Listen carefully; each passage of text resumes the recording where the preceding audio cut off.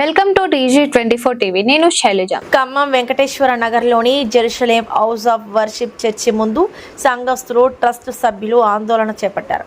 గత 30 ఏళ్లుగా చర్చిలో సంఘ సభ్యులుగా కొనసాగుతున్నామని, 2005 నుంచి 5 ట్రస్ట్ సభ్యులతో చర్చి నిర్వహణ కొనసాగుతోందని తెలిపారు. అయితే తమకు తెలియకుండా 2024 సెప్టెంబర్ 10న అక్రమంగా డాక్యుమెంట్ రూపొందించి చర్చి నిధులు, ఆస్తుల విషయంలో అవకతవకలకు పాల్పడ్డారని ట్రస్ట్ సభ్యులు ఆరోపించారు. తమను దాదాపు 18 నెలలుగా చర్చిలోకి రానివ్వకుండా ఆరాధనలు, ప్రార్థనలకు దూరం చేస్తున్నారని ఆవేదన వ్యక్తం చేశారు. హైకోర్టు ఆదేశాలు ఉన్నప్పటికీ చర్చిలోకి వెళ్లకుండా అడ్డుకుంటున్నారని ఆరోపించారు. చర్చికి సంబంధించిన ప్రతి రూపాయి ఆదాయం, ఖర్చుకు లెక్కలు చూపించాలని, తమను తిరిగి ఆరాధనలకు అనుమతించాలని ట్రస్ట్ సభ్యులు డిమాండ్ చేశారు. నువ్వేం చెప్తాది? నువ్వు చదివితే నువ్వేం చెప్తాది? ఇంకా నువ్వేం చెప్తాది? ఇంకా నువ్వు చదవదు. అరే కాదురా, మరి ఎట్టరా తల్లి? ఇప్పుడు మీ అయ్యగారు రమ్మన్నారా? అయ్యగారు రమ్మన్నారా? అయ్యగారు రమ్మన్న తర్వాత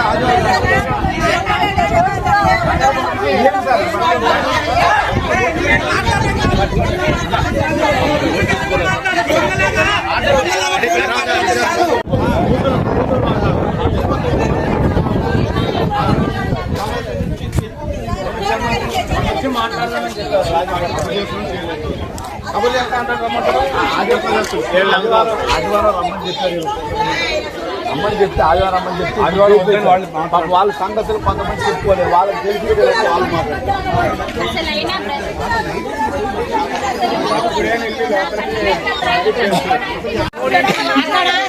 దేవుని మీటింగ్ జరుగుతుంది.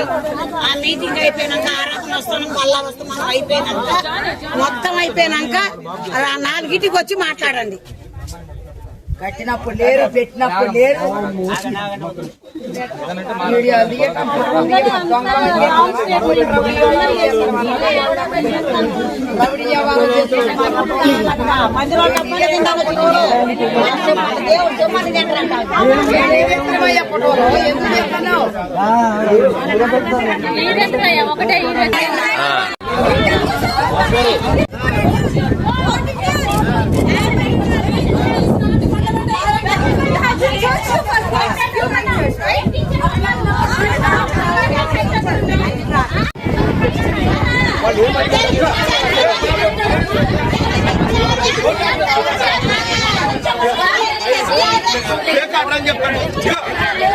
మీరు రికార్డెడ్గా ఫేక్ ఆర్డర్ అని చెప్పండి.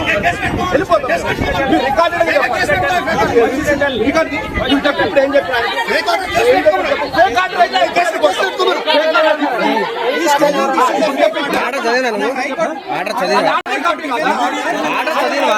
నువ్వు తీసుకో అది ఫేక్ అని చెప్పండి. రికార్డెడ్గా చెప్పు. చెప్పాల్సినంత అవసరం ఏంటయ్యా? అసలు నువ్వు ఎక్కడ పుట్టినోడు, ఎలా జరిగినాడు? అట్లా కాదు.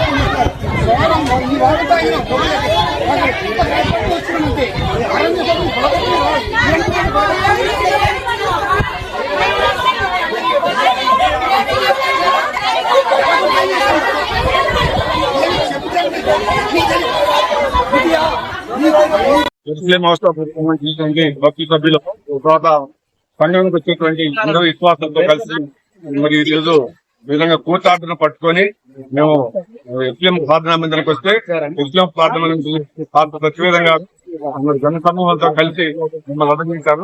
ఇది అయిపోతే ఆర్డర్ మందిరంలోకి వెళ్ళి ప్రార్థన చేస్తామని చెప్పి మాకు ఆర్డర్ ఇచ్చిన్నారు. కలిసి విశ్వాసులందరూ కూడా దాన్ని వ్యతిరేకిస్తున్నారు. ఇది తత్వ మరి కోర్టు ఆర్డర్ వ్యతిరేకించడం వలన ఇది కంటెంప్ట్ అవుతుందని చెప్పి మేము చెప్పడం జరిగింది.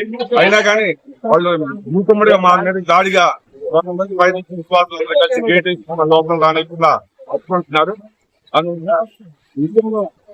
సరైనటువంటి న్యాయాన్ని మాకు జరిగించాలని చెప్పి మందిరంలో ప్రవేశం కలిగించాలని చెప్పి మేము విన్నవించుకుంటున్నాం. పాల్గొని వెంకటేశ్వర గారు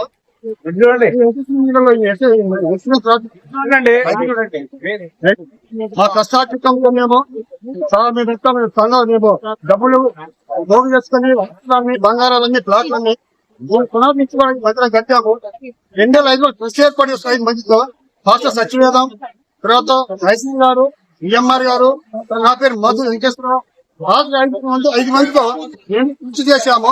2005 ట్రస్ట్ చేసిన తర్వాత ఆ ట్రస్ట్ లో కూడా నేను చూసుకోలేదు. ఆ ట్రస్ట్ చేసినప్పుడు దాంట్లో మ్యాటర్ మీరు చదువుకోలేదు. కొన్ని సంవత్సరాల చదువుకున్నప్పుడు కొన్ని సందర్భాల్లో ఆ మ్యాటర్ అంతా సత్యవేదం అనుకూలంగా రాసుకుంటూ వచ్చాడు. తర్వాత గుడ్డిగా నమ్మాము. పాస్టర్ సత్యవేదం నమ్మకస్తులు మోసం చేయడం చెప్పి నమ్మకం గుడ్డి నమ్మకం దర్శనాలు పెట్టాము. సందర్భాలు కొన్ని రోజులైన తర్వాత మారుతుంది, రఫ్ గా మాట్లాడుతూ లెక్క లేదు, ఏం చెప్పకుండా చేస్తున్నారు, స్వతంత్రంగా తీసుకున్నారు. ఏ విషయమైనా ట్రస్ట్ చెప్పవలసిన బాధ్యత ఆయనకుంది. ఏ విషయం చెప్పకుండా తన సొంత నిర్ణయాలు తీసుకోవటము, ఆస్తులు అమ్ముకోవటము, ప్లాట్లు కొనుక్కోవటము రకరకాలుగా చేస్తా వచ్చినారు. అవన్నీ ఖండించినాము. దేవుని సొమ్ము నిష్ఠాంశం సొంత ఖర్చు పెట్టదు, మీరు లెక్క చెప్పాలి మాకు, ఇది లెక్కలు అడగలేదు ఇంతవరకు. సరే మనం దేవచనం చేపిస్తామని చెప్పి చేశాం. ఆ తర్వాత ఆయన కోర్టులో కేసు చేశాడు.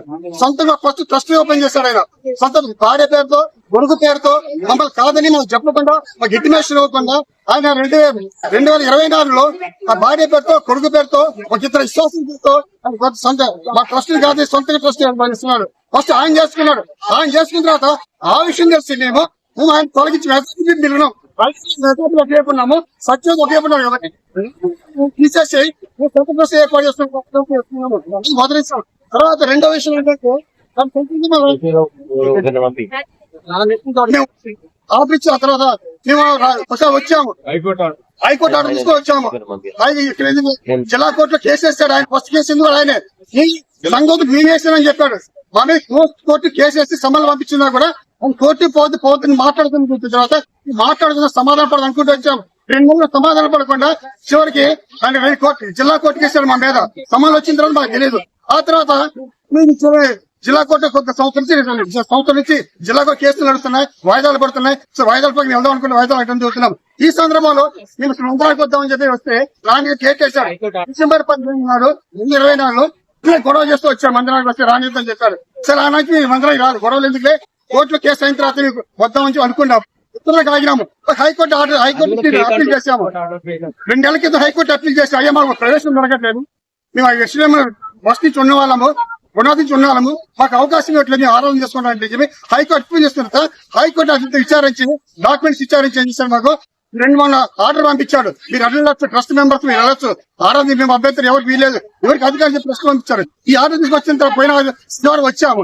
శనివారం వచ్చిన తర్వాత మాట్లాడిన తర్వాత ఆదివారం నేను మాకు చెప్తాము, మా సంఘస్థ ఆదివారం మేము కబురు చేస్తామని చెప్పారు. పోయిన ఆదివారం కబురు చేయలేదు, పవన్ కబురు చేయలేదు. మేము ఫోన్ చేసాం, ఏమైంది మీరు రమ్మని మాట్లాడదామని చెప్పారంటే మేము మాట్లాడడం ఏం చేయమని చెప్పారు. ఈ రోజు మళ్ళా తీసుకొని రావడం జరిగింది. ఈ రోజు వచ్చిన అదే సందర్భం, అదే క్లాసులు, అదే అడుపులు. ఒక భక్తులు చేసే లక్షణాలు, ఒక పాస్టర్ లక్షణాలు రౌడీజం చేస్తున్నారు. వీళ్ళు రౌడీజము కేకలు చోట్లు చేస్తున్నారు. ఇక్కడ చేస్తారని రౌడీజం చేస్తున్నారు కదా, విశ్వాసం మాట్లాడుతున్నారు. వీళ్ళు విశ్వాసం మాట్లాడుతున్నారు, ఒక పద్ధతి లాగా మాట్లాడుతున్నారు, చెప్తున్నారు. ఏంటి అక్కడ ఇది విషయం అండి. ఈ రోజు ఈ విషయం న్యాయం జరిగిన ప్రభుత్వాన్ని కోరుతున్నాము. నగర్ జెరూసలేం మందిరం 2023 నుంచి 2003 నుంచి మేము ఇక్కడ ఆరంభించాము. స్థలం కొన్నాం.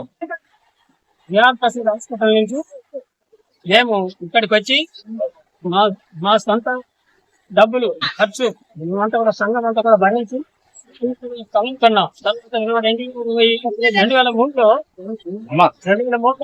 మంచి నిర్మించి సేవ ఆరంభించినాం. ఆ తర్వాత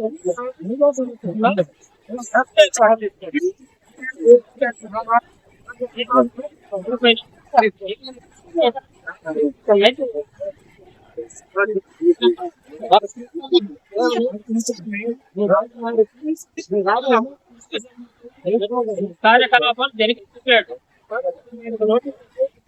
మేము అదే మాట్లాడండి.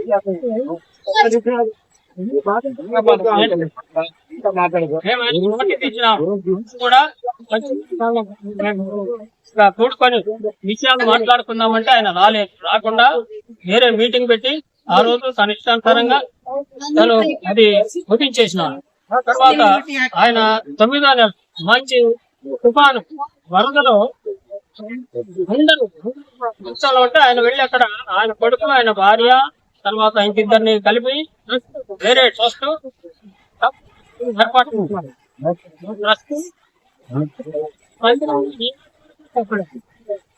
ఆయన కొడుకుని పెట్టినట్టు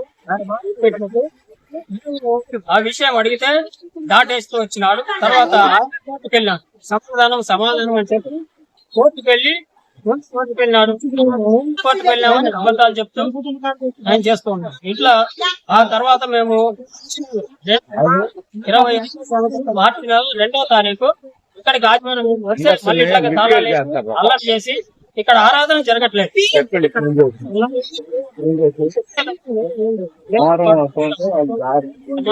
మాట్లాడటానికి అయితే మేము మొన్న 8వ తారీఖు ఇదే నెల 8వ తారీఖు మేము హైకోర్టు ఆర్డర్ తీసుకొచ్చాం. ఏంటంటే మీరు లోనికి ఎవరైనా మంచిదైనా ఏదైనా మంచిరం కాబట్టి 8వ తారీఖు తీసుకొచ్చాం. ఆ రోజు మాట్లాడి లోనికి వెళ్ళాం. గేట్ తీసుకుంది. అయితే సోమవారం ఫోన్ చేసాం. ఆ తర్వాత మౌనంగా ఉన్నారు. మళ్ళీ నాకు ఫోన్ చేశారు. ఫోన్ చేసి మాట్లాడి మేము అది తప్పు ప్రచారం చేస్తున్నాం. తప్పు అంటారు కాబట్టి మేము సర్టిఫైడ్ డాక్యుమెంట్ ఇచ్చినాం. అది గోడ కతికిస్తాం. దాన్ని మీరు తీసుకొని దయచేసి అందరికి తెలియాలి. ఇది ఫేక్ ఆర్డర్ లేదు, మీరే నిర్ణయించండి. ఇది ఇక్కడ జరుగుతున్నటువంటి న్యాయం లేదు. ఇక్కడ అంతా కూడా అన్యాయం, అక్రమం, దౌర్జన్యం. తర్వాత అన్ని ట్రస్ట్ మెంబర్ అంటే అందరికి తెలిసి అన్ని విషయాలు మాకు తెలియకుండా ఏం చేయడానికి వీల్లేదు. కానీ ఆయన అదే అధికారం అని అన్ని కూడా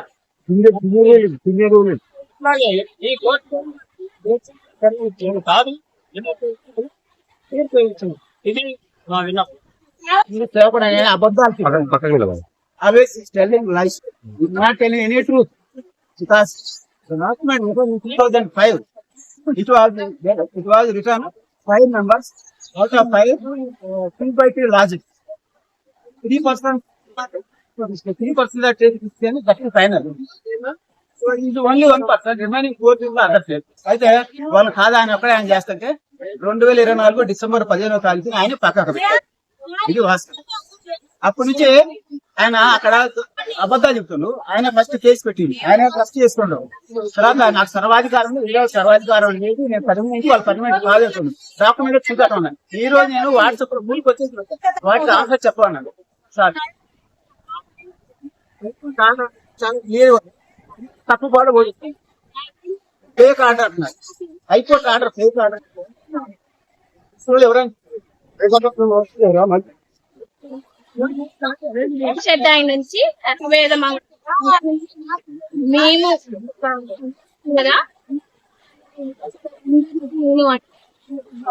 తో పాటు తీసుకొచ్చి తనకి ఆశ్రయం ఇచ్చి మేము కష్టపడి కొంతమంది అంకుల్ వాళ్ళ ఆశ్రయం అలా ఇక్కడ స్థలం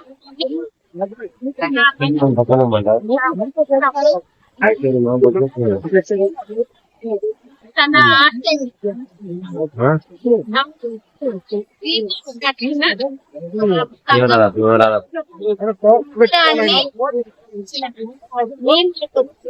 ఆయన ఫాస్ట్ ఆయన మెయిన్ గా పెట్టుకొని మిగతా అంశం పేర్లు అలా పెట్టారు. కానీ సెక్యూరిటీ మాత్రం సత్యవేదం అంకుల్ కి కుమార్ అంకుల్ కి ఇద్దరికి కొన్ని రోజుల అంకుల్ వాళ్ళని చిన్నప్పటి నుంచి మేము సంఘంలో ఉన్నాం కాబట్టి I have a right to come to the church. సంఘంలో ఉన్నా లేకపోయినా every citizen of India has a right to come to the church. It is a public place, it is not a private place. There is no authority to stop us. మా అధికారంతో వచ్చాము. Plus చిన్నప్పటి నుంచి ఇక్కడే పెరిగాము, పరిచర్య చేసాము, Sunday schools తీసుకున్నాము, అన్ని చేసాము. సో మాకు కూడా ఇక్కడికి వచ్చే అధికారం మాకు ఉంది. అధికారం అనేది కాకుండా నా హక్కు. It is my fundamental right that I have to come to the church. So no one can refuse me. So I'm requesting, I requested the church, they gave me. So అందుకే మేము ఈ రోజు ఇలా వచ్చాము. వాళ్ళు గేట్ వేసి వాళ్ళకి ఏం రైట్ ఉంది మమ్మల్ని అడ్డుకోవడానికి? వాళ్ళకి ఎవరి అడ్డుకోవడానికి లేదు. So we'll go further.